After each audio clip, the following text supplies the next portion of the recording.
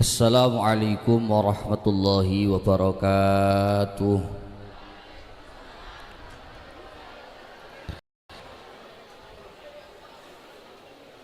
Adik-adik semuanya sudah ngantuk? Hah? Sudah? Air minum, air telaga. Assalamualaikum para penghuni surga. Gak waalaikumsalam malah Alhamdulillahirabbil alamin. Wassalatu wassalamu ala asyrafil anbiya'i wal mursalin sayyidina wa maulana Muhammadin wa ala alihi wa sahbihi ajma'in. Amma ba'du. Ya hormat Bapak Kepala Sekolah SMA Negeri 10 Surabaya, beliau Bapak Tekoso SPD MM, juga Bapak Ibu guru dan karyawan SMAN 10 Surabaya yang saya hormati. Tidak lupa yang pagi hari ini menemani sholawatan mulai pagi tadi, yaitu grup Hadroh Kafabi yang saya hormati, mas-mas. Tidak lupa juga adik-adik para siswa dan siswi SMA 10 yang saya cintai dan saya sayangi. Alhamdulillah pagi hari ini kita semua bisa berkumpul di tengah-tengah sekolah SMA Negeri 10 dalam kondisi sehat walafiat, dalam kondisi tidak kurang suatu apa. Saya pagi hari ini senang bisa berjumpa dengan adik-adik semuanya, muda-mudi, siswa-siswi SMAN 10 Surabaya. Kalian semua adalah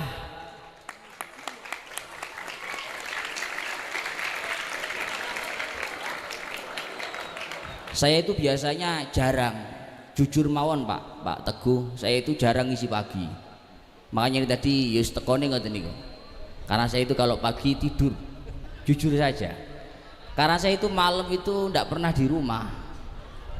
Jadi kalau pagi gini biasanya tidur. Makanya ini tadi datangnya ya jam segini ini, tapi alhamdulillah saya senang bisa menemani adik-adik di sini. Karena saya percaya bahwa kalian semua adalah syubbanul yaum rijalul ghad. Adik-adik semuanya, para siswa dan siswi SMAN 10 Surabaya, kalian adalah para pemuda-pemuda saat ini yang akan menjadi pemimpin-pemimpin di masa depan. Allahumma amin. Tapi tentu tidak cukup amin saja, perlu usaha. Perlu usaha, tidak cukup kita hanya berdoa. Alhamdulillah pagi hari ini kita bisa berkumpul mengikuti acara Al-Isra dan Al-Mi'raj li Sayyidina Muhammadin sallallahu alaihi wasallam. Di belakang tadi saya baca sekilas judulnya, pokoknya tentang anak muda, menghidupkan nilai spiritual Isra Mi'raj dalam gaya anak muda. Anak muda itu memiliki peran penting di dalam keberadaan negara dan bangsa ini. Penting sekali. Karena tentu yang kita tahu, yang digoda oleh setan itu yang muda-muda. Yang digoda oleh setan itu yang masih remaja-remaja. Lek wis tuwek iki Mas, Mbak, adik-adik, ora enek sing gudo, setan ra tedas. Nyawang payet aja. Sing digudang ndak enom ngene lho. Muda, mudi seperti ini. Makanya dalam istilah bahasa Indonesia itu yang ada kenakalan remaja. Enggak ada kenakalan orang tua, itu enggak ada. Karena memang yang digoda oleh setan paling bahaya itu adalah anak muda. Karena kalau sudah anak muda ini rusak, maka masa bangsa juga akan tentu tidak baik-baik saja. Maka penting kiranya kita semua di pagi hari sebagai muda-mudi bangsa ini dengan acara Isra Mi'raj kita mengambil pelajaran dan Hari ini tentu adik-adik perempuan ataupun laki-laki semuanya bawa handphone. Bawa handphone. Ada yang nggak punya handphone? Ada yang nggak punya handphone? Angkat tangannya nggak punya handphone. Wakian sing duwe ya. Banyak yang punya Mas ya. Sekarang saya tanya begini. HP itu baik atau jahat?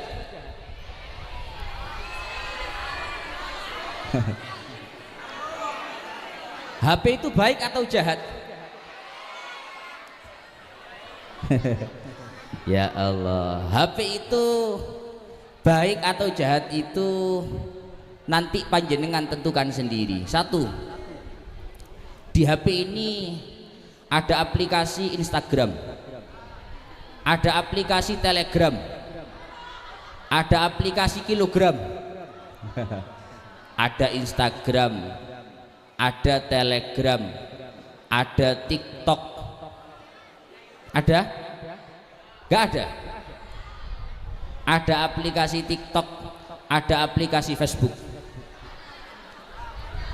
Adik-adik semua harus tahu bahwa karena kita semua punya aplikasi itu, tentu dari aplikasi yang kita punya, kita akan punya teman, kita punya kawan, kita punya friend, kita punya circle. Dan nanti bahayanya tentu kita semua tahu, karena kenal, karena kawan, karena berteman di media sosial, tak jarang dari kita-kita ini yang akhirnya sekedar DM-DM-an awalnya. Ada yang begitu? Hah? Sekedar DM-DM-an, DM-DM-an karena punya aplikasi, akhirnya saling DM-an. Lama-lama hai sayang. Tak kasih tahu semuanya adik-adik. Saya ini tidak sedang bergurau atau apa, tapi ini realita zaman sekarang. Maka dari itu penting untuk saya ingatkan, dari mana datangnya cinta dari Facebook turun ke WA. Hah? Dari mana datangnya kecewa dari janjian yang ketika ketemu wajahnya tak sama. Hah? Ya Allah, ben boten ngantuk mawon, ben boten ngantuk mawon. Akhirnya ketika berjumpa betul, karena janjian DM-DM-an, ketika berjumpa kukira cantik ternyata mistik, kukira tampan ternyata wajahnya tak sopan.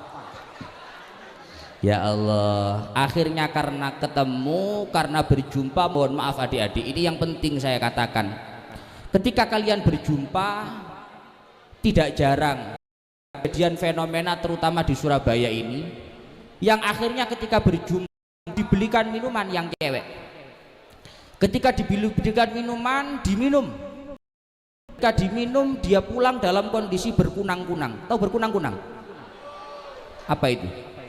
Semrepet, berkunang-kunang. Dan ketika berkunang-kunang, kalian akan terjadi apa yang terjadi, foto, di video, dan diancam akan disebarkan. Maka gila apa yang terjadi, mohon maaf adik-adik.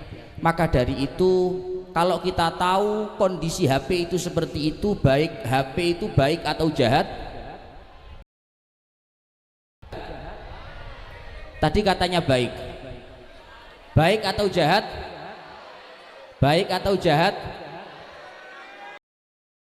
Tergantung yang punya. Karena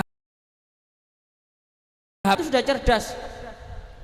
HP itu nggak ada, HP itu disebut dengan bodoh, nggak ada. HP itu smartphone. HP itu pandai, pintar, cerdas. Yang bodoh itu yang punya HP. Maka yang penting untuk dicerdaskan bukan HP-nya, tapi kita-kita selaku pemilik HP.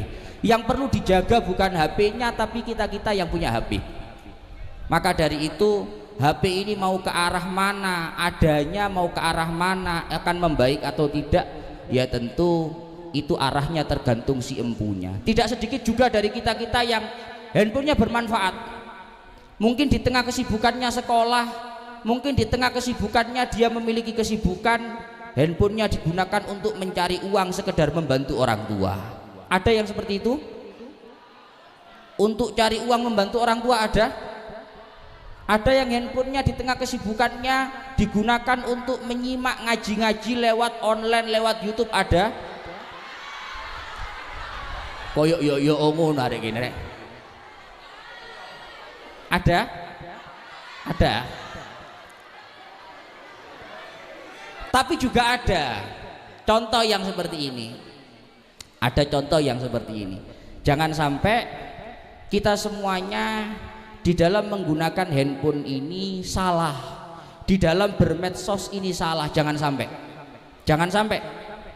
Hari ini adik-adik banyak orang itu tak punya duit, gak punya uang, maka pinjamlah duit di HP ini. Disebut dengan pinjaman online. Kalau sudah punya uang, uangnya dirasa sedikit, maka diputarlah di HP ini. Disebut dengan judi online. Kalau sudah nganggur, HP-nya dibuka, bermain-main, namanya game online. Tapi ingat bahwa siksa atas judi online, siksa atas game online, siksa atas pinjaman online, itu semuanya nerakanya offline. Gak ada yang online. Maksud saya begini mas, adik-adik, mbak-mbak ini, adik-adik baik laki-laki maupun perempuan, saya itu kadang miris lihat anak Surabaya. Mohon maaf, Surabaya itu kota yang betul-betul seperti ini kalian tahu adanya. Maka penting kalian untuk membentengi diri, untuk menjaga diri kalian di tengah-tengah kota yang ada ini. Dengan cara apa? Tentu dengan cara memperbaiki dirinya sendiri. Insya Allah kalau di sekolah SMAN Negeri 10 ini nggak ada lah yang seperti itu. Allahumma semoga saja. Tapi nggak ada, betul ya? Yang judi online nggak ada? Hah? Yang pinjaman online ada? Jangan, adik-adik, betul, jangan. Kasihan orang tua kalian, kasihan guru kalian. Kalau kalian sampai pinjaman online, kalau sampai kalian judi online, bukan yang sengsara, tapi orang tua, bapak, ibu kalian juga akan ikut karena imbas dari perilaku kalian. Penting, zaman sekarang hidup di mana saja, terutama di Surabaya ini nggak baik-baik saja. Sulit untuk menjaga pergaulan. Yang paling penting adalah membentengi diri kita masing-masing. Maka peristiwa Al-Isra wal Mi'raj ini hanya penting untuk kita itu menumbuhkan rasa religius di dalam diri kita.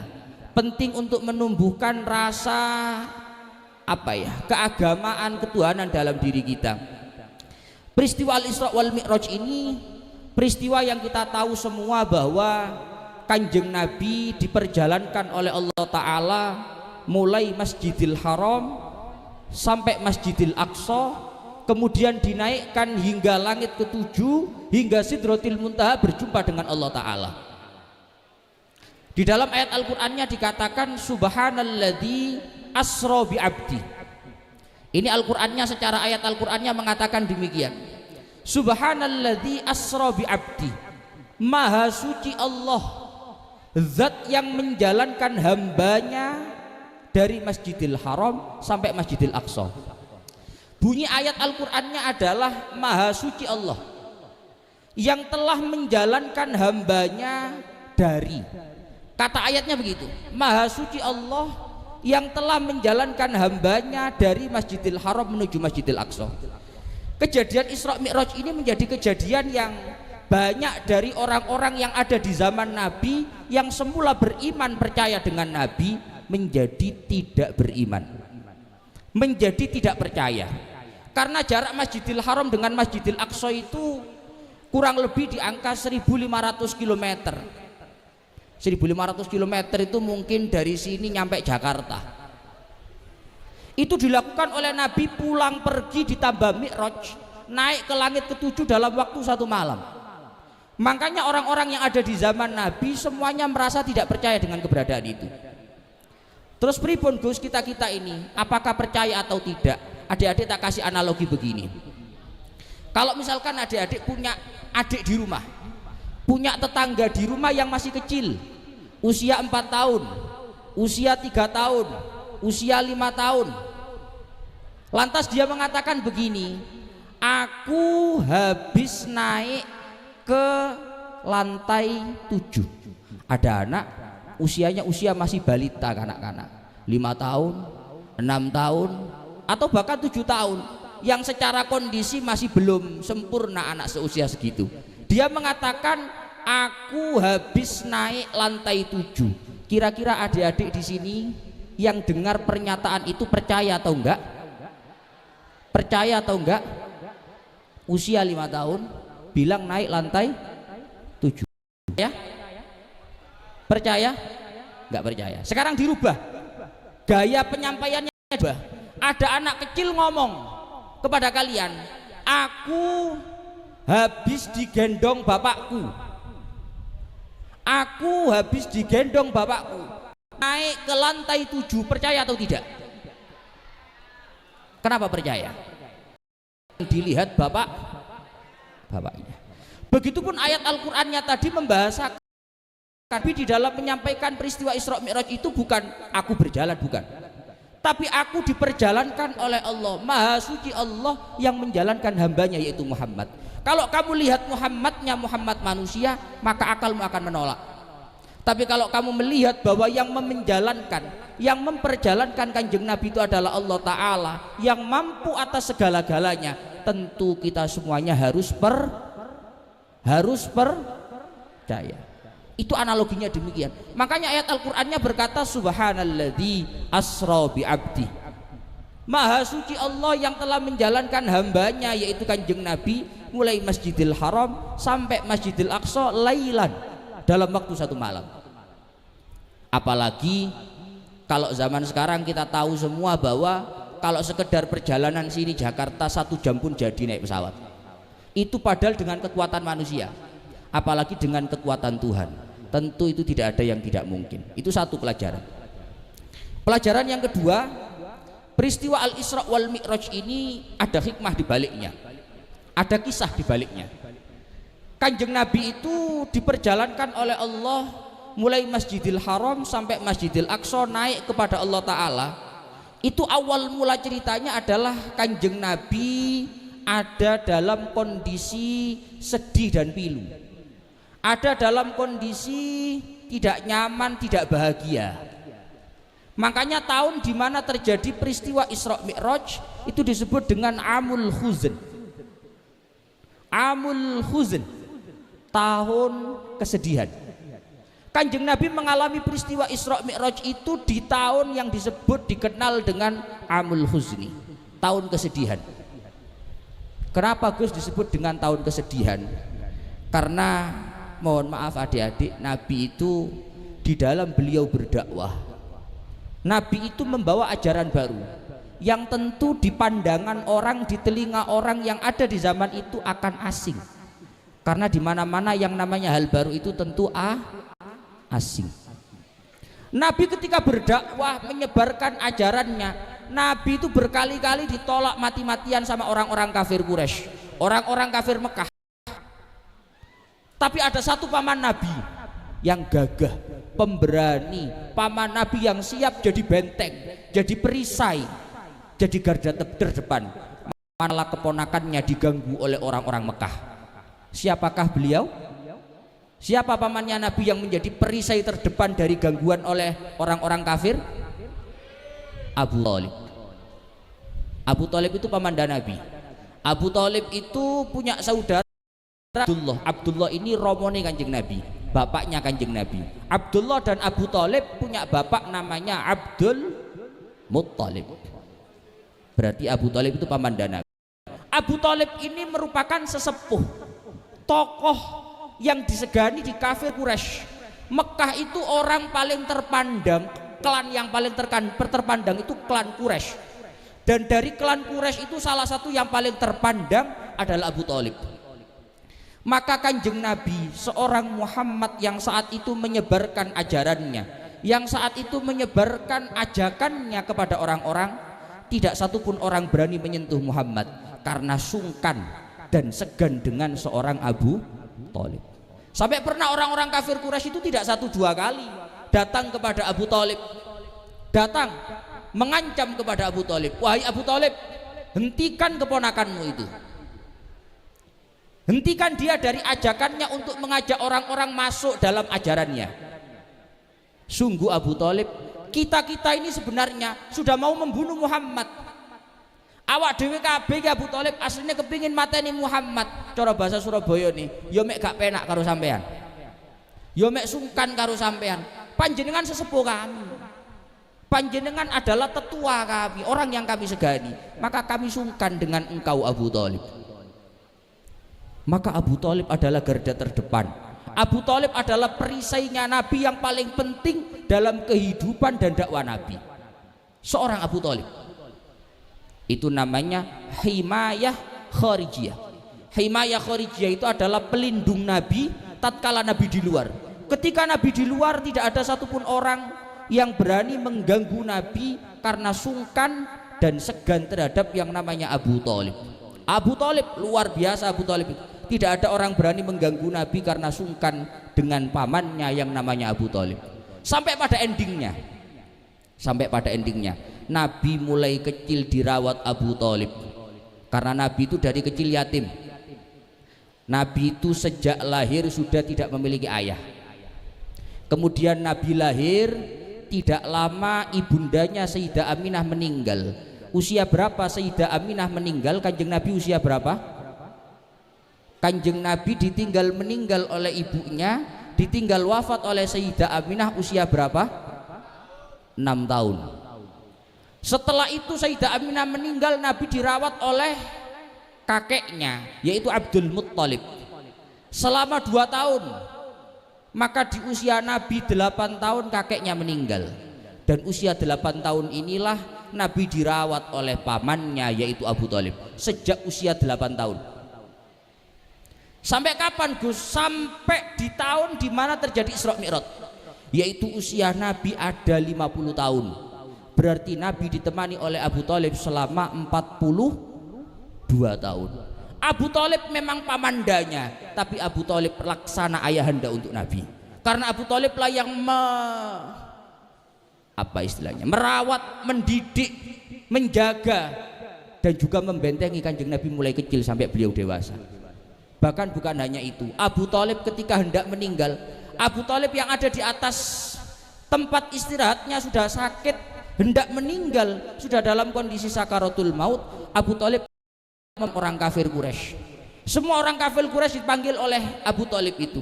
Abu Thalib mengatakan kepada mereka, inni usikum bi Muhammadin khaira. Abu Thalib yang sudah yang sudah tidak kuat menahan dirinya yang sakit luar biasa, hendak meninggal, sempat-sempatnya memanggil orang-orang kafir. Apa kata Abu Thalib kepada pembesar-pembesar kafir Quraisy? Inni usikum bi Muhammadin khaira. Kalian kafir Quraisy, jangan pernah macam-macam dengan Muhammad. Jangan pernah kalian macam-macam dengan Muhammad. Kalian harus baik-baik dengan Muhammad. Ini pesanku selaku tetua kalian. Abu Thalib sudah di penghujung akhir hayatnya masih tetap menjadi garda terdepan untuk Nabi. Bayangkan, fa innahul aminu fi Quraisyin wa qad jaa bi amrin qabilahul janan wa ankarahul lisan makhafatas syanan. Ini penting adik-adik yang disampaikan Abu Thalib. Kata Abu Thalib terhadap pembesar-pembesar Quraisy, pembesar-pembesar kafir Quraisy, Abu Thalib mengatakan qad jaa bi amrin qabilahul janan wa ankarahul lisan makhafatas syanan. Sungguh Muhammad ini telah membawa satu ajaran yang benarnya hati kalian menerima, orang-orang kafir. Karena Muhammad tidak membawa ajaran kebencian, Muhammad membawa ajaran yang baik. Muhammad tidak pernah berbohong, Muhammad tidak pernah berdusta, Muhammad akhlakul karimah yang luar biasa. Sebenarnya hati kalian menerima ajaran Muhammad, hanya lisan gengsi untuk menerima itu. Mohon maaf adik-adik, dari kita-kita ini banyak yang sepertinya kadang cocok tapi mulutnya gengsi untuk mengatakan. Dan ini realita. Apalagi biasanya kalau faktor usia, orang itu biasanya kalau lebih tua mendengar ucapan anak yang lebih muda, sekalipun itu kebenaran, dia sulit menerima karena rasa gengsi. Inilah yang dinyatakan oleh Abu Thalib. Kata Abu Thalib, qad jaa bi amrin qabilahul janan wa angkarahul lisan makhafatas syanan. Kalian para tetua-tetua kafir Quraisy, sebenarnya kalian hatinya menerima ajaran Muhammad, karena yang dibawa oleh Muhammad bukan kebencian tapi kebenaran. Hanya saja lisan kalian gengsi untuk mengakui itu. Makhafatas syanan, karena kalian semua takut kehilangan kedudukan kalian. Muhammad yang baru anak usia berapa menurut orang-orang itu? Kalau Muhammad jadi pemimpin, hilang kedudukan mereka. Makanya hari ini kalau ada geger-geger, kalau ada cekcok, kalau ada rame-rame berita soal apapun, maka rata-rata di dunia ini orang itu berbeda bukan karena beda pendapat, tapi karena berbeda pendapatan. Sing sejeku duduk pendapati, tapi pendapatane. Rata-rata di dunia ini orang-orang kafir itu sulit menerima Nabi, bukan karena hatinya tidak menerima, hatinya menerima, tapi mulutnya gengsi, hilang kedudukan mereka, takut mereka. Itu disampaikan oleh Abu Thalib di penghujung beliau hendak meninggal. Maka setelah menyampaikan itu semuanya, Abu Thalib pun meninggal. Abu Thalib meninggal di usia Nabi yang sudah 50 tahun. Nabi sangat bersedih ditinggal pamannya yang menjadi garda terdepan ketika Nabi ada di luar. Sudah satu terjadi. Tidak lama, ini masih kesedihan. Nabi yang biasanya ketika keluar gagah, Nabi yang biasanya ketika keluar tidak pernah takut dengan siapapun, karena ada pamandanya yang selalu menjadi garda terdepan, maka sekarang Nabi kehilangan garda itu, Nabi kehilangan perisai itu.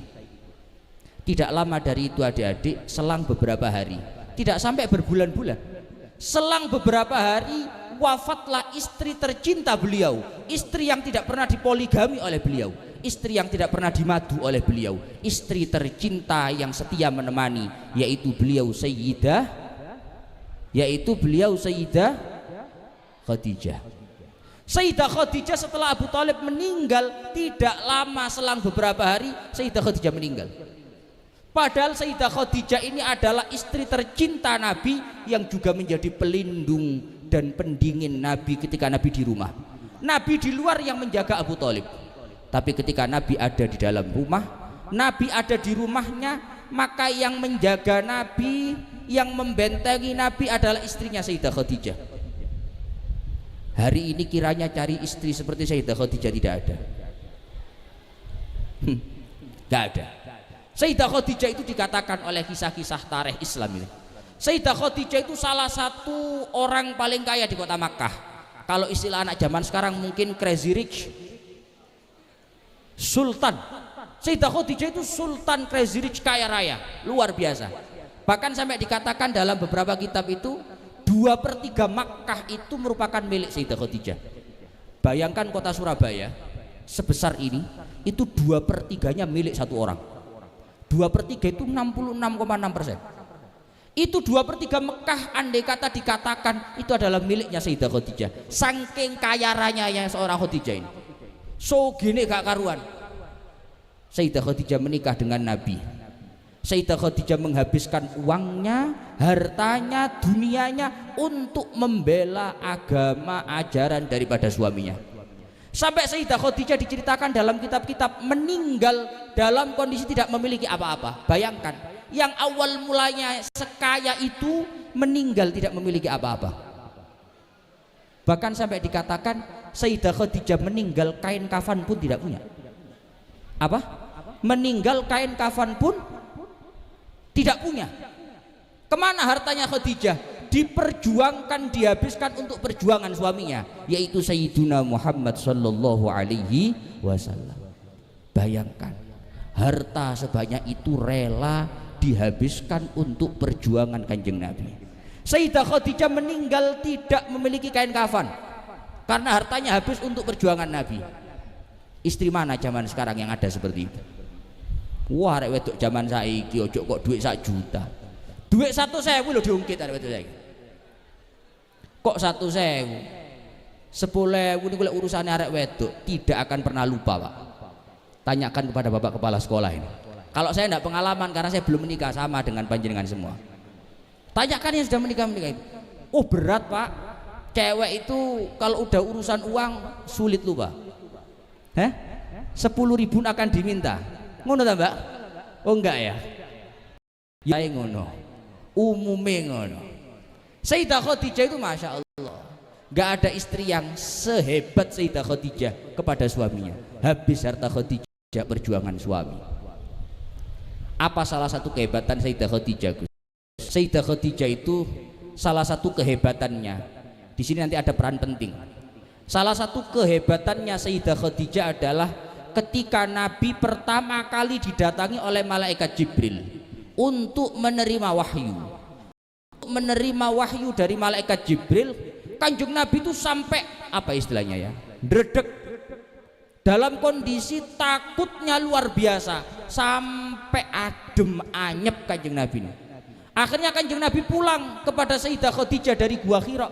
Ketika menerima wahyu pertama dari seorang Jibril, Kanjeng Nabi pulang dalam kondisi gemetar, dalam kondisi ketakutan. Ketika pulang Nabi mengatakan kepada Khadijah, zammiluni, zammiluni. Ada riwayat yang mengatakan dathiruni, dathiruni. Khadijah selimuti aku, Khadijah. Selimuti aku, Khadijah. Makanya dalam Al-Quran itu ada ayat ya ayyuhal muzammil, ada ayat lagi ya ayyuhal muddathir. Selimuti aku Khadijah, selimuti aku Khadijah. Maka ketika itu Khadijah tidak banyak bertanya, melihat suaminya ketakutan pulang dalam kondisi ketakutan, langsung diselimutilah oleh Khadijah suami ini. Bayangkan kalau istri zaman sekarang, ono bojo zaman saiki sing lanang mulai ngene-ngene, kesambet nang di Mas sampean Mas. Misalnya Mas iki wis duwe bojo, mulai kok ngeteter ngene, kesambet nang di sampean Mas. Sayyidah Khadijah tidak. Suami yang dalam kondisi seperti ini tidak butuh banyak-banyak ditanya, tapi yang paling butuh adalah ketenangan yang muncul dari seorang pasangan. Maka Sayyidah Khadijah tidak banyak bertanya, langsung menyelimuti Kanjeng Nabi. Dan ketika diselimuti, maka Sayyidah Khadijah bertanya perlahan kepada Kanjeng Nabi, ada apa ya Rasulullah? Maka kata Kanjeng Nabi, sungguh ada makhluk mendatangiku tadi Khadijah. Ada sosok yang mendatangiku tadi Khadijah. Aku ketakutan melihatnya. Maka ketika itu Kanjeng Nabi dibilangin oleh Sayyidah Khadijah, wahai Rasulullah, duduklah engkau di sebelah kiriku. Nabi diperintahkan oleh Khadijah untuk duduk di sebelah kirinya, duduk di pangkuan Khadijah sebelah kiri. Ketika Kanjeng Nabi duduk di sebelah kiri Khadijah, di pangkuan Sayyidah Khadijah sebelah kiri, Sayyidah Khadijah bertanya kepada Kanjeng Nabi, apakah makhluk itu masih terlihat ya Rasulullah? Maksudnya Jibril. Apakah makhluk itu masih ada ya Rasulullah? Kata Kanjeng Nabi, iya Khadijah, makhluk itu masih mengikutiku dan masih ada wahai Khadijah. Maka Sayyidah Khadijah memerintahkan Rasulullah, Kanjeng Nabi pindah ke pangkuan sebelah kanan, pindah sini. Dipindahlah Kanjeng Nabi di pangkuan Khadijah sebelah kanan. Khadijah lagi-lagi bertanya, apakah engkau masih melihat makhluk itu ya Rasulullah? Kata Rasulullah, iya Khadijah, aku pun masih melihatnya. Dan terakhir Sayyidah Khadijah menyuruh Kanjeng Nabi, duduklah di pangkuanku tengah ya Rasulullah. Ketika Kanjeng Nabi duduk di tengah pangkuannya Sayyidah Khadijah, ditanyalah oleh Sayyidah Khadijah, hal tarohu, apakah kamu masih melihat makhluk itu ya Rasulullah? Maka kata Kanjeng Nabi, iya wahai Khadijah, aku masih melihat makhluk itu ya wahai Khadijah. Maka ketika itu Sayyidah Khadijah melepaskan khimarnya. Tahu khimar? Kerudungnya Sayyidah Khadijah dilepaskan untuk menyelimuti Nabi yang dalam kondisi kedinginan. Dilepaslah kerudung itu untuk menyelimuti Nabi, tapi bukan itu sebenarnya hikmahnya. Diselimutilah Rasulullah dengan kerudung yang dipakai oleh Khadijah.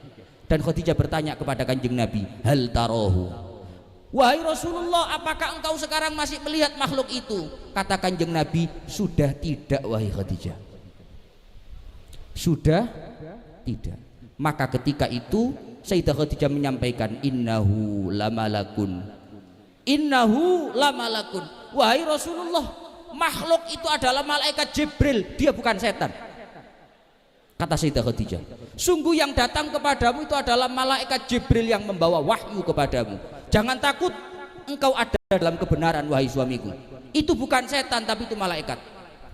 Sekarang pertanyaannya, tahu dari mana Sayyidah Khadijah kalau itu malaikat? Hah? Tahu dari mana Sayyidah Khadijah kalau itu malaikat? Maka jawabannya adalah beliau tahu karena sudah sejak zaman dulu diketahui bahwa malaikat tidak akan datang di satu tempat yang di situ wanita tidak memakai kerudung. Malaikat tidak akan datang di satu tempat yang dimana di sana seorang wanita tidak menutup auratnya. Apa tadi? Malaikat rahmat tidak akan datang di satu tempat yang di situ wanita tidak menutup aurat. Maka dari itu adik-adik mohon maaf, kalian kalau merasa kok hidupnya sulit, kok merasa hidupnya penuh dengan hiruk pikuk susah payah, coba lihat apakah kalian sudah menutup aurat kalian. Jangan-jangan kalian cuma pakai kerudung ketika acara Isra Mi'raj saja. Hah? Mohon maaf, ini tidak sedang menyindir siapa, menceritakan. Mohon maaf, kalian semua mungkin kesulitan karena kesalahan diri kalian sendiri. Malaikat rahmat tidak bisa datang ke tempat kalian oleh karena ada aurat kalian yang terbuka. Tahu dari mana Gus? Khadijah itu kalau auratnya wanita terbuka itu malaikat gak mau datang. Sudah sejak dulu terkenal cerita bahwa yang namanya malaikat akan datang ke tempat yang di situ ada wanita terbuka auratnya. Satu kisah. Dulu Nabi Ibrahim, ada namanya Nabi Ibrahim. Nabi Ibrahim itu hidup di zaman seorang raja. Luar biasa. Siapa namanya? Raja Fir'aun tok arek rudere. Rojo gak Fir'aun tok. Siapa nama raja yang ada di zaman Nabi Ibrahim? Namrud dan kaumnya berhala. Tapi Nabi Ibrahim yang hidup di zaman itu ya secara singkat kisahnya menghancurkan berhala-berhala itu, yang akhirnya Nabi Ibrahim karena Namrud marah luar biasa, Nabi Ibrahim ini tidak diberikan hukuman yang tidak pernah dilihat oleh siapapun, yaitu Ibrahim akan hidup. Namrud menghidupkan api yang begitu besar, ini empuk besar sekali apinya, sampai kalau daunnya dalam kitab-kitab itu inanas sama, apinya itu sampai menembus, saking besarnya apinya Namrud itu dari radius sekian kilo mungkin sudah panas. Ketika apinya sudah dinyalakan oleh Namrud, genine wis murup mas, genine wis murup mbak. Namrud ini bingung, ya apa carane ngelebokno Ibrahim ini, karena panas apinya ini. Iki lek wong gawa mrono ngangkat Ibrahim mateng sak sing gawa iki, karena panas. Namrud pun kebingungan, piye carane ngobong Ibrahim, gimana caranya memasukkan Ibrahim dalam api itu. Kalau yang membawa manusia ya terbakarlah juga manusia itu. Maka Namrud pun kebingungan bagaimana teknisnya. Datanglah di situ setan. Panjang setan luar biasa Pak Munu. Setan datang kepada Raja Namrud, ada apa Namrud? Kamu bingung apa sekarang? Kata Namrud, aku kebingungan bagaimana cara melemparkan Ibrahim ke dalam api itu. Maka kata setan, gampang, cari ban bekas saja. Hah? Cari ban bekas, cari karet, buat ketapel Ibrahim dari jauh ke jauhan. Ketapel kan cilik mbak, buat ketapel besar yang sekira batu dilemparkan akan terhempas jauh, masukkan Ibrahim di dalamnya. Namrud oleh pikiran teko setan, jadi Namrud bener, cocok, pinter arek gitu. Akhirnya cari karet Namrud itu, cari karet untuk bahan ketapel itu. Maka dibuatlah ketapel yang sebelum Ibrahim dilemparkan, uji cobanya pakai batu yang beratnya sama dengan Ibrahim. Batu dicoba ditarik dengan ketapel itu, dengan beberapa orang dilemparkan, ternyata mencelat, batunya terhempas jauh. Wah ternyata cukup.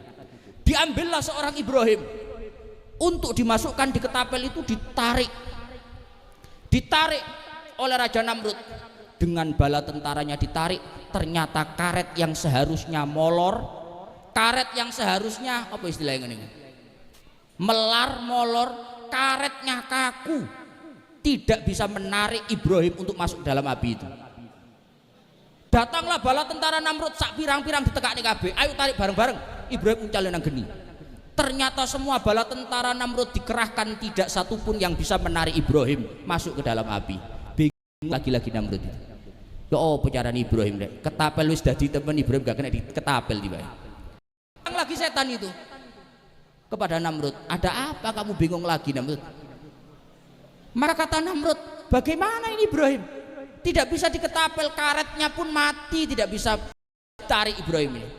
Maka kata setan, ya tentu Ibrahim itu ada dalam kebenaran Namrud. Kamu tahu itu, hanya saja kamu gengsi. Lagi-lagi sebenarnya semua orang tahu siapa yang benar, tapi mulutnya gengsi untuk mengaku. Namrud tahu bahwa Ibrahim itu benar, tapi Namrud itu gengsi untuk mengakuinya. Kata setan, yang namanya Ibrahim itu benar, maka sungguh Tuhan akan turun. Itu ketapel dipegang oleh malaikat.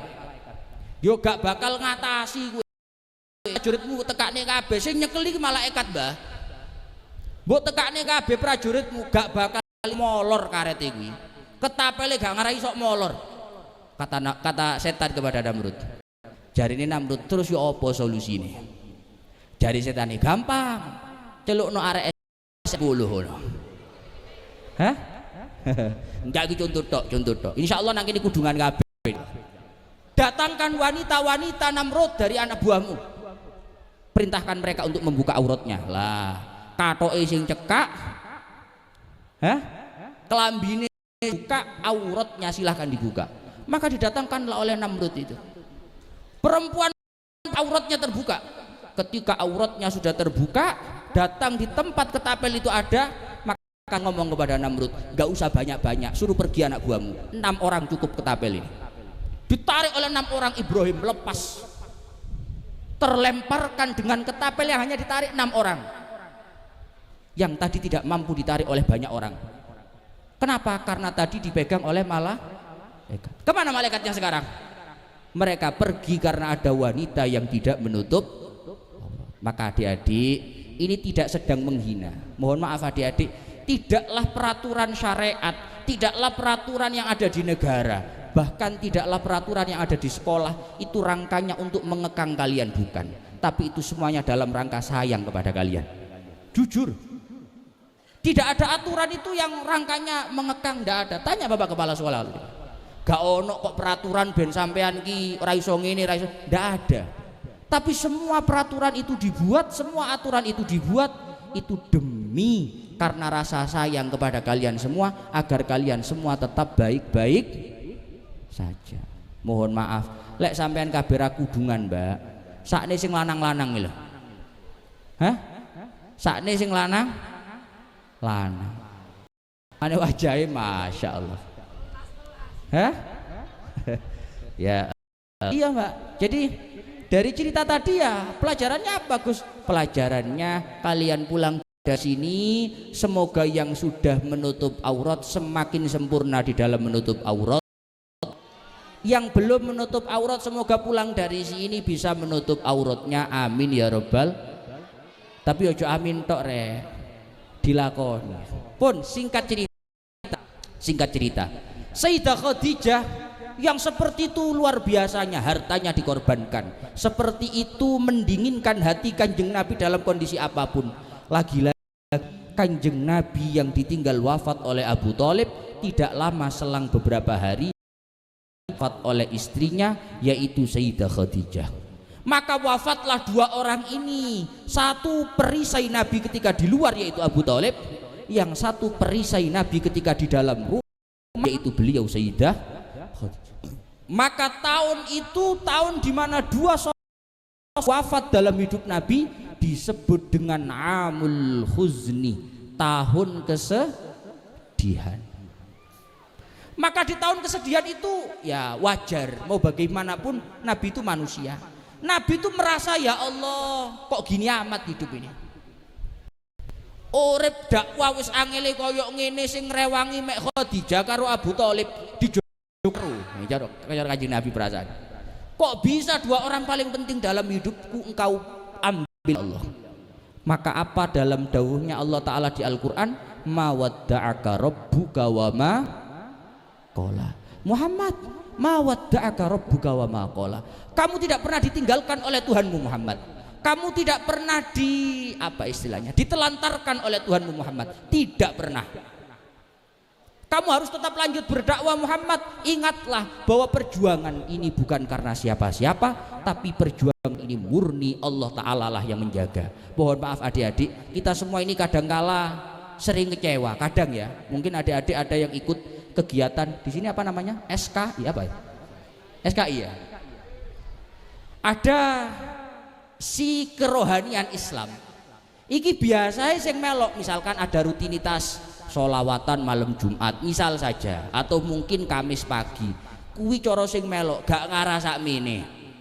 Separone wae gak ono. Seprapate lho gak ono. Bahkan seperdelapannya pun gak mungkin ada. Kadang ya wajar lah sebagai manusia ya. Kadang mungkin SKI itu agak kecewa. Kalau di sini kan SKI, di luar juga banyak. Mungkin adik-adik ada yang ikut organisasi di masjid, di musola, entah sebagai remas atau apa. Kadang wangel ngono aja. Niki pripun Gus? Ingat bahwa perjuangan ini mau siapapun meninggalkan kita silahkan. Penting kita tidak ditinggalkan oleh Allah Ta'ala. Karena urusan perjuangan ini yang menjaga bukan siapa-siapa tapi Allah Ta'ala. Tidak usah berkecil hati. Iya kadang yo SKI ngono koyo gak ono sing nuluh ngono. Lek kegiatane lain-lain wah rame betul. Tapi lek kegiatane SKI walah saupil gitu. Jangankan separuhnya, seperempatnya pun tidak ada. Tapi sudah mawadda'aka rabbuka wa ma qala. Siapapun boleh meninggalkan kita, yang penting tidak kehilangan Tuhan kita. Yang penting kita tidak kehilangan Allah Ta'ala. Sudah. Teman, awak dhewe wis nyapo. Hidup sekarang itu ndak usah bingung-bingung. Ndak usah bingung-bingung. Anak zaman sekarang apalagi muda-muda begini. Arek nom zaman sakniki niku apa ya? Pikirannya ki pokoknya senang, bukan tenang. Apa tadi? Anak muda zaman sekarang itu yang penting senang bukan tenang. Padahal hidup ini jauh lebih ketenangan daripada kesenangan aslinya.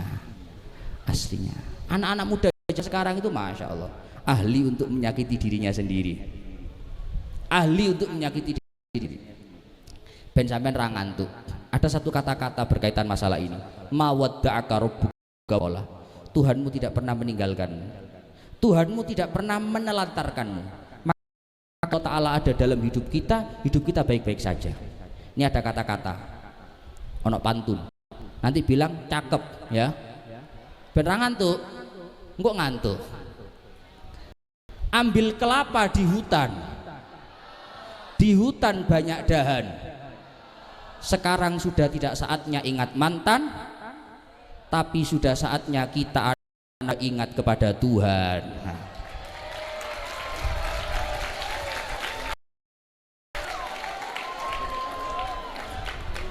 Mohon maaf adik-adik semuanya.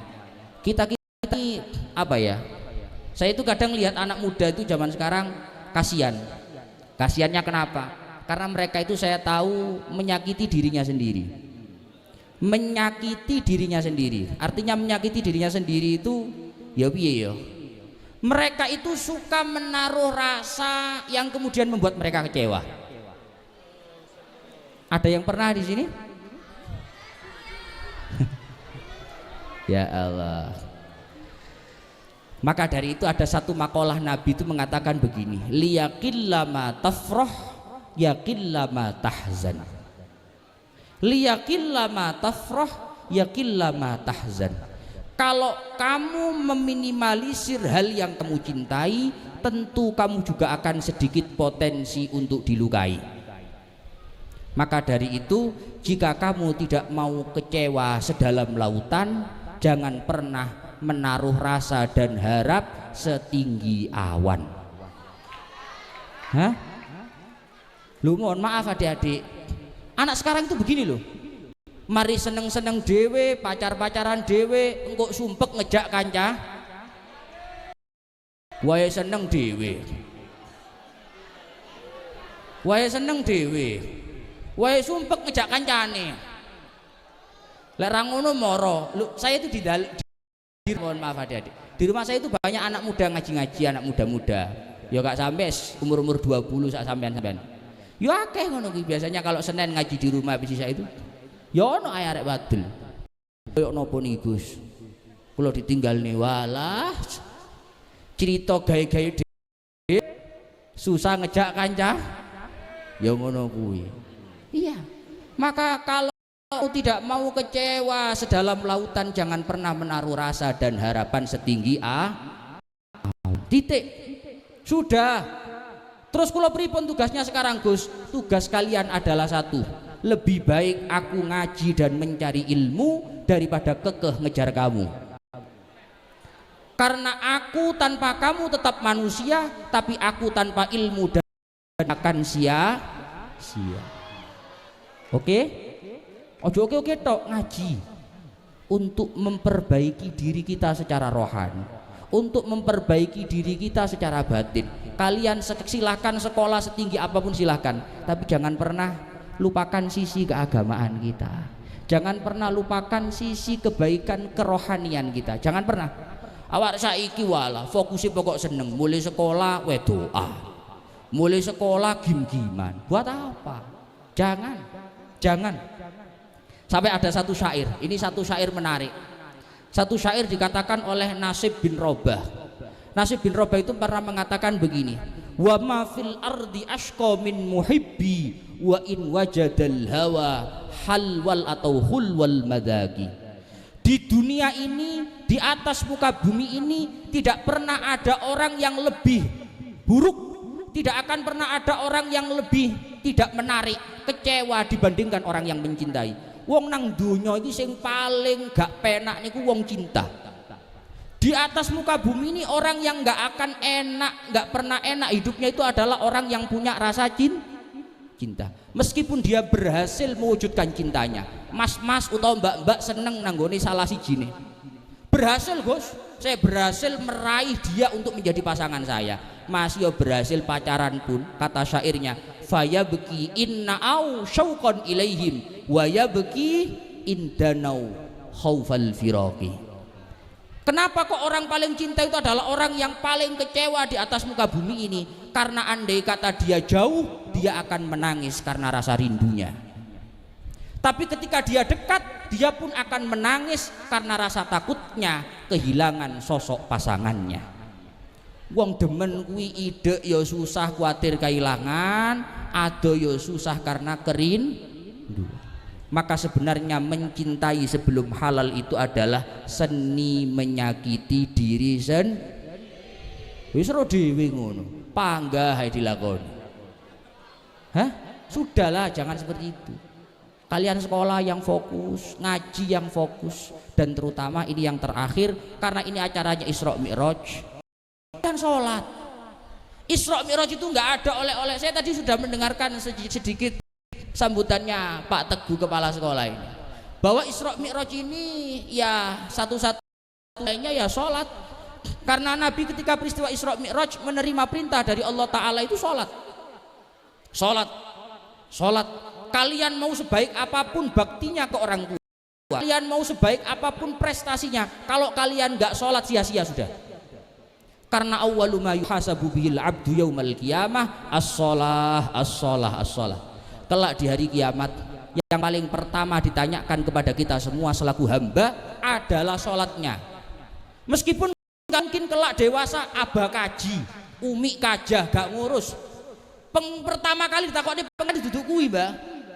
Sholat gak kamu di dunia? Pertama kali, sholat gak kalian di dunia? Enggak, tapi saya kaji. Wah, gak ngurus kaji, Mbah. Pertama kali yang ditanyakan itu sholat kalian beres kalian surga, sholat kalian gak beres otomatis neraka. Sudah, sholatlah. Gak ada kewajiban yang lebih penting daripada sholat. Makanya sholat itu Allah Ta'ala memberikannya kepada Kanjeng Nabi dengan dipanggil Isra Mi'raj. Adik-adik semuanya tahu, kalian kalau punya kepentingan dengan temannya yang gak seberapa penting, maka disampaikan cukup lewat chat. Kalau agak penting biasanya lewat telepon. Kalau sangat penting akan disampaikan secara jumpa.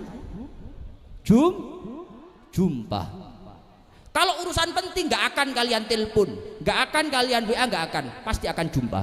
Maka seperti itulah, karena Allah Ta'ala memberikan kewajiban yang penting kepada Kanjeng Nabi, maka Kanjeng Nabi dipanggil untuk menerima kewajiban yang penting, yaitu sholat.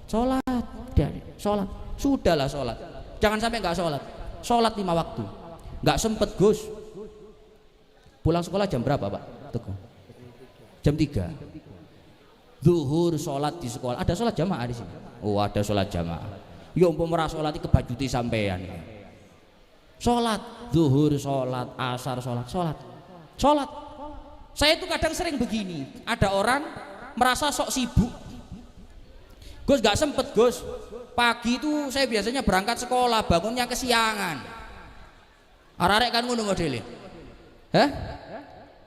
Dalu gak turu, begitu jam 3 kurungu tarhim, mau gak ngantuk, moro-moro metu ngantuk, jam 3 turu, tidurlah dia. Bangun jam 7 waktunya berangkat sekolah, gak subuhan sih, langsung budal sekolah. Nyapa gak subuhan mbah? Selak sekolah Gus, ke susu sekolah. Zuhur gak sembayang, asar jarine mulai macet, maghrib jarine kesel, isak jarine turu. Sekarang saya tanya begini saja, orang-orang yang merasa repot, katanya meeting, katanya kerja, katanya punya kesibukan, saya tanya sekarang, andai kata kalian di tengah-tengah kesibukan, yang katanya sibuk nggak sempet sholat, nggak sempet sholat pokoknya. Sekarang saya tanya, umpomo sampean di tengah-tengah kesibukan kebelet ngoyo kebelet ngesing, budal nang jeding apa pancet sibuk? Pancet sibuk apa budal nang jeding? Apa ngoyo nanggona? Apa ngesing nanggona sampean? Kalian sesibuk apapun, kalau kalian kebelet ke kamar mandi, kalian pasti kamar mandi. Padahal urusan ke kamar mandi itu lama loh mas. Kencing itu nggak 1 menit 2 menit. Pemana lek ngising lanang. Waduh. Mas, saya itu yang heran begini. Ono uang lek wayai kebelet budalang jeding. Yang padahal waktunya sama sholat tidak beda jauh. Sampean sholat itu loh. Sholat misalkan sholat yang paling banyak kan 4 rakaat ya. Zuhur, asar, isya 4 rakaat. Kira-kira area SMA gini berapa menit? Berapa menit mas? 2 menit? Apa 1 menit? Cepet. Andai katalah satu sholatnya 1 rakaatnya 1 menit, 4 menit. 4 menit itu cukup. Nggak ada orang mengaku sibuk Gus. Walah sibuk apa? Kebelet ngesing ya budalang WC. Kebelet ngoyo ya budalang ngene jeding. Orang yang tidak sholat mengaku dirinya sibuk, padahal di tengah kesibukannya ketika dia mau ke toilet, mau BAB atau kencing, dia akan berangkat, maka dia telah menganggap sholat jauh lebih hina daripada kencingnya dan BAB-nya. Gak ilo, sholatlah. Lah piye? Lek urusane ngoyo budal, urusane sembahyang gak bu? Kamu menganggap sholat lebih hina daripada itu semua. Sholat. Pokoknya saya tadi sudah mendengarkan sambutannya Pak Teguh. Pokoknya hari ini itu mohon maaf banyak acara-acara yang sekedar hanya seremoni, tapi tidak ada isi. Maka saya itu kalau di mana-mana ngisi, saya ngomong kepada orang-orang, panjenengan semua datang ke Isra Mi'raj, gak ada gunanya kalian bikin story Isra Mi'raj SMAN 10. Buat apa? Kalau ujung-ujungnya kalian pulang tidak membawa hikmah dari acara Isra Mi'raj, artinya kalian tidak gaya yang ini Isra Mi'raj SMAN 10 mulai gak sembahyang. Lah Isra Mi'raj itu apa mbah isine mbah? Isra Mi'raj itu sembahyang mbah. Sampean nggih story Isra Mi'raj buat apa? Guyok nih kuwi jenenge. Maka oleh-oleh terbesar kalian pulang dari sini setelah acara Isra Mi'raj ini adalah pulang yang belum sholat, semoga pulang mau sholat, amin ya robbal. Yang sholatnya belum lengkap, semoga pulang mau sholat lengkap, amin ya robbal. Itu saja, tidak ada harapan yang lebih. Sudah kalian pulang dari acara Isra Mi'raj ini menjadi pribadi yang lebih baik, pribadi yang menjaga ketaatannya dengan Tuhannya, kalian menjaga hubungannya dengan Allah Ta'ala dengan cara sholat, amin ya robbal alam. Saya tidak bisa matur banyak, ini tadi saya tidak tahu, kayaknya di random acaranya Ada mana Mbak MC-nya tadi? Ada tanya jawab dah. Kalau enggak ada saya salam. Ada. Oh iya udah. Ayo tanya jawab dulu. Kalau enggak ada saya tak salam. Iki motornya wis sawep iki. Alhamdulillah. Ya Allah ya Rabbi ya Rabbi. Dalam. Nggih. Baik, izin ya Pak. Baik, terima kasih untuk Gus Faisal Akbar atas tausiah yang sangat bermanfaat. Oke, baik, selanjutnya bagi kita ada hadiah ini ya Cintara. Benar, ya. kita punya hadiah nih untuk teman-teman yang ingin bertanya dan kita berikan satu kesempatan untuk perempuan dan satu kesempatan untuk laki-laki. Betul sekali. Dan yang nantinya jawab langsung oleh Gus Mas Faiznya. Iya, Oke, betul. siapa yang ingin bertanya dari yang perempuan mungkin? Dan juga Cintara, mungkin dari pertanyaan teman-teman itu juga bisa jadi pelajaran baru gitu bagi kita. Benar, benar Ica. Ya Kita dapat kan? pelajaran baru dan dapat hadiah juga. Iya, dapat hadiah teman-teman. Jadi silakan yang ingin bertanya boleh angkat tangan. Oke, itu yang. Oh, ternyata Oke. itu. Boleh Oke, silakan oke. maju. Beri tepuk tangan dulu untuk teman-teman. Oke, selanjutnya ini yang teman-teman ceweknya. Mungkin ada yang ingin bertanya? Oke, itu ada tuh yang perempuan di paling belakang Oke, itu. silakan. Oke, silakan boleh maju ke depan. Beri tepuk Oke. tangan untuk teman-temannya. Ya, sekarang kita sudah punya nih ya, satu Iya, laki-laki betul dan banget. satu perempuan. Betul banget. Kita mulai dari pertanyaan yang laki-laki dulu ya. Iya. Dari kelas berapa dan namanya siapa? Baik, nama saya Erlangga Jaya Netra dari kelas 10A. Jadi mohon maaf saya izin bertanya dulu. Yes. Bertanya di khusus Faiznya. Mohon maaf, bentar, saya ulangi lagi. Namanya siapa? Nama saya Erlangga Jaya Nendra. Siapa? Nama saya Erlangga Jaya Nendra. dari- Pelan-pelan Mas, pelan-pelan, santai. Nama santai. saya Erlangga Jaya. Agak deket mic-nya, agak deket. Nama Mic-nya saya- bukan orangnya, mic-nya. Lek wong wis gede wis gak perlu maju-maju. Oke. Namanya Nama saya siapa? Erlangga Jaya Ganendra. Erlangga, panggilannya Erlangga. Iya. Iya. Kelas berapa? 10A. 10A, berarti SMA kelas berapa? Oh, kelas 1. Oh, kelas 1. Oh, Iya, baru kelas kelas 1. satu. Rumahnya mana? Jalan Golf 3 nomor 1 Gunung Sari. Oh, Gunung Sari. Iya, iya, Pak, iya. izin bertanya ya. Ya. Oke. Kenapa sholat itu sangat penting sampai Allah menurunkan Nabi Muhammad ke langit 7? Bukan menurunkan. Dapat. Langit itu di atas tadi bawah. Naik. Berarti Sampai dinaikkan apa diturunkan? dinaikkan. Oh, dinaikkan. Langit ke-7 Iya, itu iya. maksud saya. Dredeg biasa dredeg. Saya ulangi lagi. Biasa, biasa. Oke. Oke, saya ulangi lagi ya. Kenapa sholat itu sangat penting sampai Allah menaikkan Nabi Muhammad 7? Gak jadi menurunkan ya? Iya, gak jadi. Mohon maaf, salah kata. Iya, enggak apa-apa. Sudah itu aja? Itu aja. Itu yang aja. saya tanya. Ya ini dulu tak jawab ya, jangan gantian. Sholat, kenapa sholat itu sampai sepenting itu sehingga ojo ngono gak ketok Mbak Mbak. Gawet di sampean iki. Lek cilik gak apa-apa, gawede ngene. Berdiri gak apa-apa, Mas. Berdiri gak apa-apa. Seperti gak nang kono. Allah ya Allah. Salat itu betul-betul sangat penting dalam kehidupan manusia. Salah satu buktinya sampai Kanjeng Nabi di dalam menerima perintah salat itu diturunkan oleh Allah Ta'ala ke langit 7. Gitu tadi ya pertanyaannya. Diturunkan ke langit 7. Benar ya? Ya saya sesuai pertanyaan aja lah. Kenapa kok sampai sepenting itu? Jadi begini Mas, hubungan kita dengan Tuhan kita yang paling setiap hari itu ada apa istilah? Ada tensinya, itu sholat. Kita itu ibadah dalam 1 hari, 1 bulan, 1 minggu, 1 tahun. Itu rutinitas setiap harinya adalah puasa Ramadan setahun sekali, kuyai lek poso. Hah? Haji pun seumur hidup sekali kalau memang mampu. Maka satu-satunya ibadah manusia yang setiap hari dia lakukan, yang itu sehingga menjadi hubungan dia dengan Tuhannya adalah sholat. Makanya dikatakan oleh para ulama bahwa sholat itu adalah silatul abdi birabbi.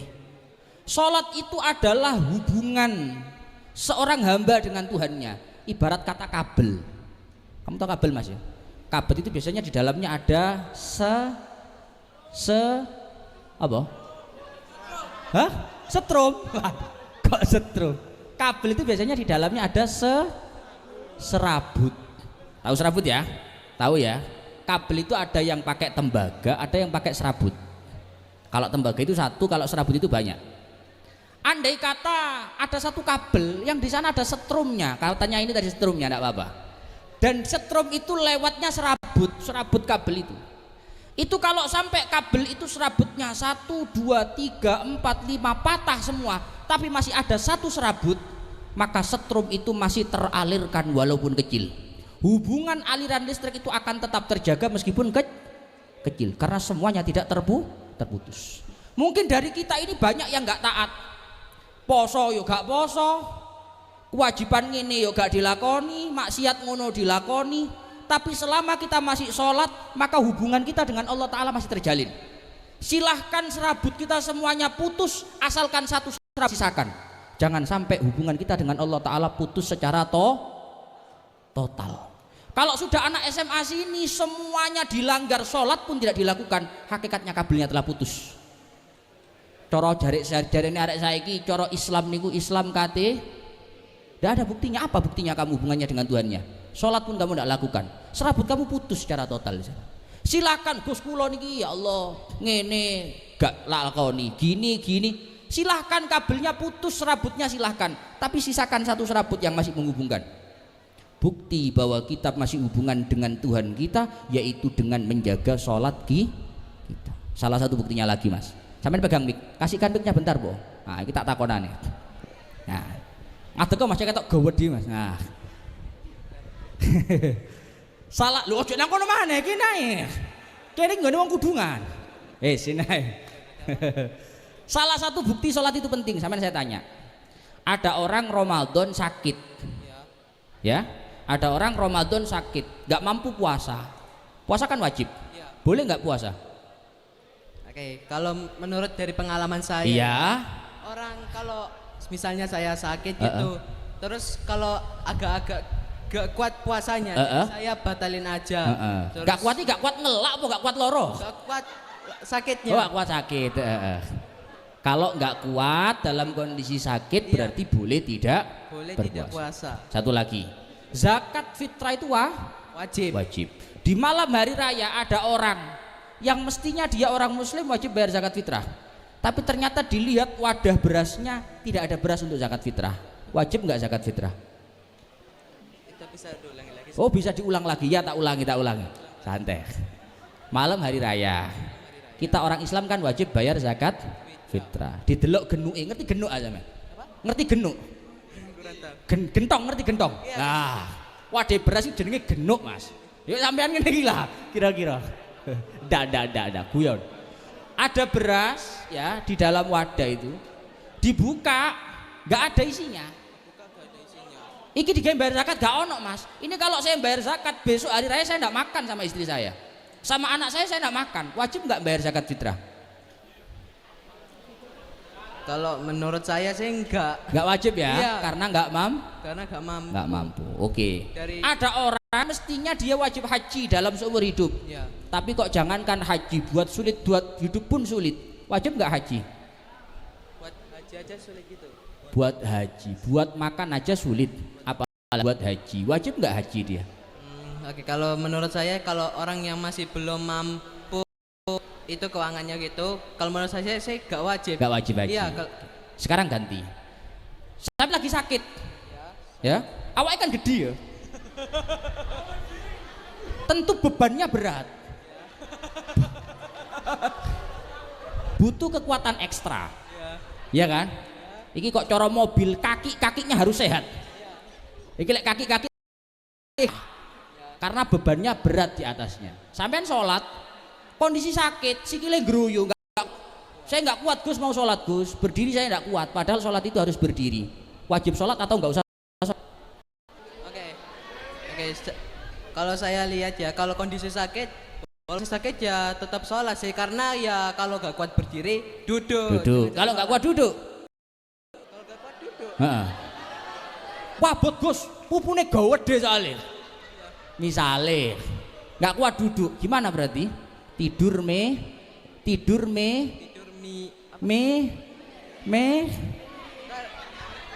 Apa sih? Subhanallah. Kalau nggak kuat duduk berarti teknis sholatnya tidur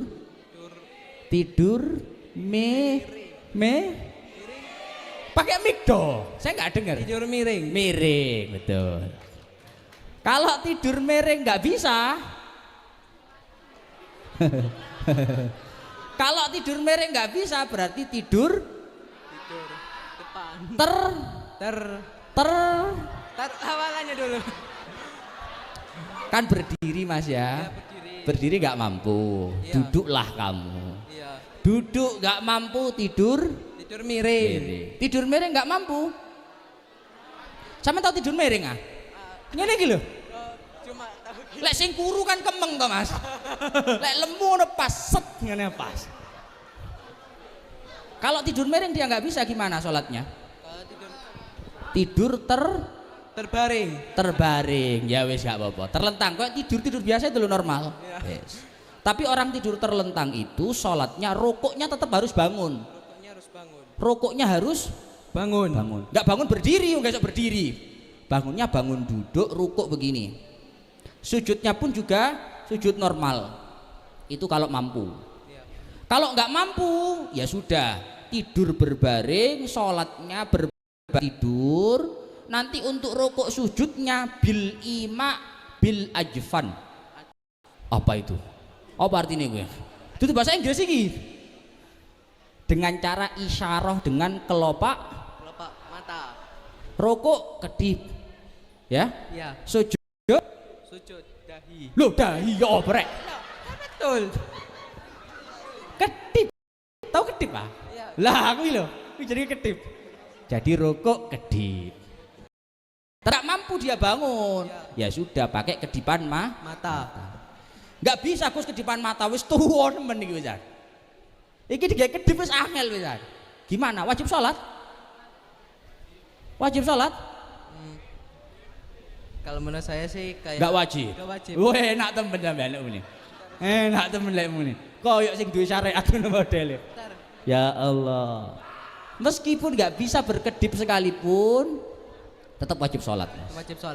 Terus gimana Gus rukuk sujudnya? Maka kata-kata kita fikih itu ajro arkanas sholati biqalbi.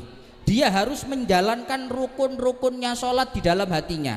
Hatinya yang berjalan. Rukuk, i'tidal, sujud, duduk, sujud, bangun, hati. Kata kuncinya satu. Orang tidak akan pernah tertinggal kewajiban sholat madama akluhu sabitan. Apa bahasa Arabnya? Madama. Ayo pakai mic. Madama. Akluhu.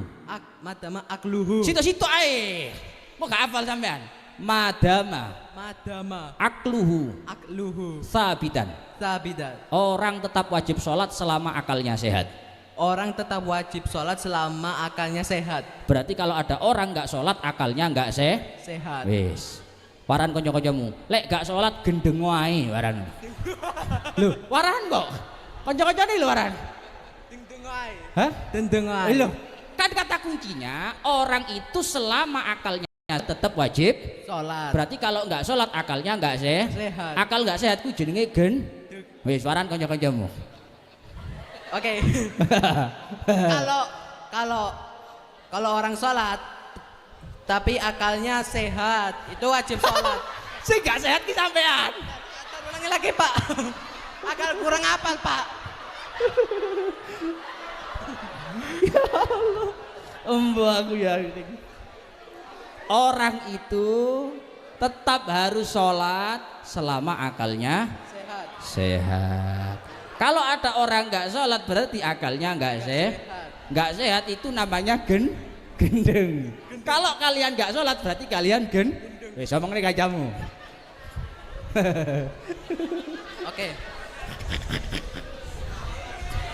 Oke, diam. Saya cuma mau bilang, Iki mau sing milih sapa? setiap orang itu harus sholat selama akalnya sehat. Lah, Lek kon gak sholat, berarti kon iku berarti akalnya gak sehat. terus. Akalnya gak sehat jenenge gendel. Lek kon gak sholat kabeh, berarti kon iku gendeng. Sip.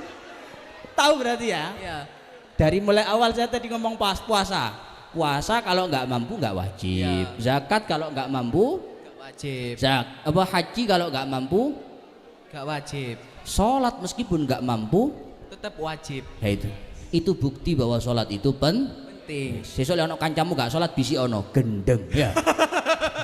Gauyuy. Gauyuy kita nana. Sudah tahu ya? Iya, sudah. Apa sisi pentingnya sholat tahu ya? Iya. Karena sholat itu menjadi penghubung kita selaku hamba dengan Tuhan. Tuhan. Kita boleh seburuk apapun asal kita jangan tinggalkan Sholat. Sudah tahu? Insya Allah sudah tahu. Sudah? Oke. Tepuk tangan buat siapa namanya tadi? Erlangga. Tepuk tangan buat Erlangga. Oke, ini Terima hadiahnya kasih ya. banyak Erlangga atas pertanyaannya. dapat Waduh, dapat Terima loh. ya ini ya. Alhamdulillah. Ya. Oke, keren ya. Kita mungkin bisa lanjut ke pertanyaan yang selanjutnya ya. Ini sekarang setelah dari yang laki-laki kita lanjut ke pertanyaan yang perempuan guys. Oke, silakan. Assalamualaikum Gus, nama saya Waalaikumsalam. Safa. Siapa namanya? Safa, Safa. iya, dari kelas 11K. Kelas 2 berarti? 11K, ya 2. Kelas 2 berarti? Iya. Rumahnya mana? Di Wiyung sana Gus. Oh Wiyung, yo tonggoan ambek kuwi mau Gunung Sari. Sak tonggo ambek Erlangga berarti. Tonggo Erlangga berarti.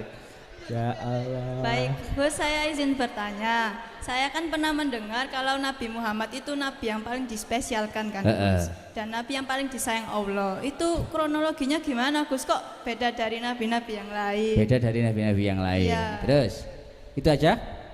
Sama saya mau tanya, hukum teman yang apa menghina pakai nama orang tua itu gimana Gus? Waduh, siapa ini? Siapa ini?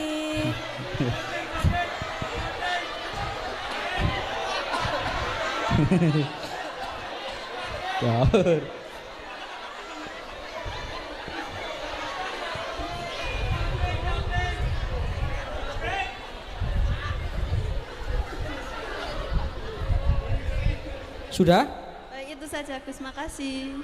Sama-sama.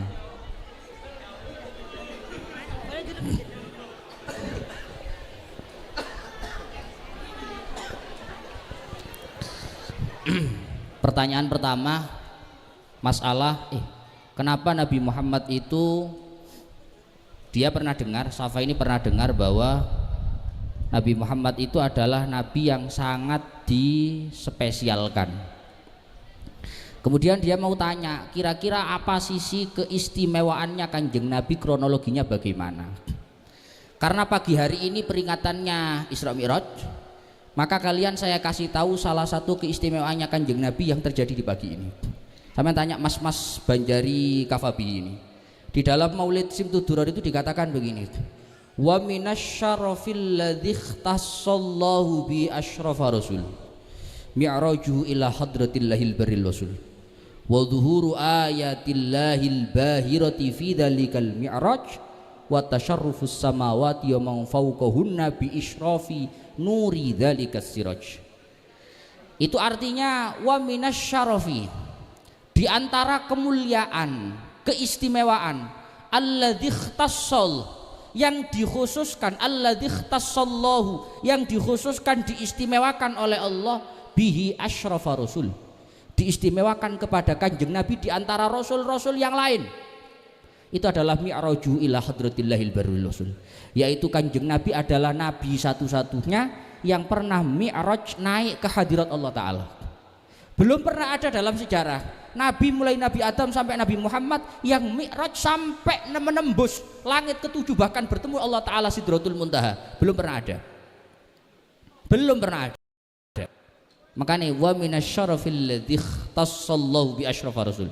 Salah satu hanya Kanjeng Nabi yang paling dahsyat adalah yaitu Isra wal Mi'raj. Makanya Isra wal Mi'raj itu sesuatu yang luar biasa. Karena memang sesuatu yang belum pernah terjadi sebelumnya, tidak akan pernah terjadi setelahnya. Jadi kalau mbaknya tanya, apa Gus keistimewaannya Kanjeng Nabi kok diistimewakan dari Nabi yang lain? Salah satunya itu. Kalau keistimewaannya Nabi banyak, nggak bisa dihitung jari. Tapi salah satunya itu. Kanjeng Nabi pernah Isra Mi'raj yang kejadian itu belum pernah terjadi sebelumnya dan tidak akan pernah terjadi setelahnya. Itu satu. Yang kedua tadi apa? Hukum ngilokno kayak mau tak? Oh iya. Pertanyaan kedua masalah hukum menghina orang lain dengan panggilan orang tua. Nah kini akeh ngono kuwi. Akeh. Gini ya. Mohon maaf. Kalian punya HP? Punya. Saya mau jawab panjang-panjang. Sudah jam segini. Nanti saya jawab. Kalian nanti buka TikTok saya. Saya punya TikTok. Tahu nama saya kan? Nanti buka TikTok saya. Nanti ada video yang saya sematkan itu masalah lisan. Harus menjaga lisan. Karena lisan kita itu tajam. Tajamnya lisan itu melebihi tajamnya silet. Kalian percaya atau enggak? Tak kasih tahu contoh. Arek lanang-lanang iki teman-teman ambek kancane masih sampai biru, meskipun sampai memar sekalipun, maka memarnya akan hilang dimakan masa. Birune abune bakale waras. Tapi kalau kamu disakiti bukan dengan pukulan, tapi dengan lisan seseorang, maka ingat, luka itu akan tetap membekas di hati kapanpun selamanya. Nah, sampean masih sampai tua lo eling, jangkrik arek iku rek. Biyen wae aku sekolah dilok nambah arek iku, dingek ambek arek iku. Sampai tuwek sih. Kalau luka kamu akan hilang. Tapi kalau menyakiti dengan lisan itu akan membekas di hati. Maka jangan coba-coba menyakiti orang lain kalau kamu tidak mau disakiti orang lain. Di antaranya apa? Jangan pernah memanggil nama orang tua dari kawan kamu kalau kamu tidak mau dipanggil dengan nama orang tua kamu. Makanya tengene Al-Qur'an wonten teng ayat Al-Qur'annya itu ada. Saya tidak hafal tapi tengene ayat Al-Qur'an itu ada apa ayatnya itu ya? Wala tasubbu aba'akum atau apa ini? Jangan pernah kalian semua mengolok-olok teman kalian dengan nama bapaknya. Karena itu akan membuat kamu juga diolok-olok dengan nama bapak kamu. Arek saiki buaya, lek ngilokno gagah. Barang diilokno ono ngono kuwi. Harus. Kalau kamu tidak mau diolok-olok, jangan pernah mengolok-olok, terutama bawa-bawa nama bapak, nggak baik. Tapi Yus, panjangnya lambe ki angel. Terus pripun Gus? Misalkan saya itu diolok-olok sama teman saya dengan nama bapak saya. Kalau kamu mau pakai akhlaknya Kanjeng Nabi, ya. Kalau kamu memang mau pakai akhlaknya Kanjeng Nabi, luar biasa kamu. Apa Gus? Kamu meskipun diolok-olok mau bagaimanapun biarlah. Anjing menggonggong kafilah berlalu, biarlah dia menggonggong. Tapi bapak saya Gus yang diwalah ben-ben niku, biarkan. Tapi hati saya sakit Gus, ya wajar. Kanjeng Nabi itu kalau mbaknya tadi tanya sosok Kanjeng Nabi dalam Maulid Tiba itu dikatakan in udhiya ya'fu wala yu'aqib wa in khusima yasmut wala yujawib. Nabi itu sosok yang ketika disakiti ya'fu, memaafkan. Memaafkan itu berat. Kamu diolok-olok orang tua kamu. Oh, pancene anak iki. Nyepuro tok elo abot.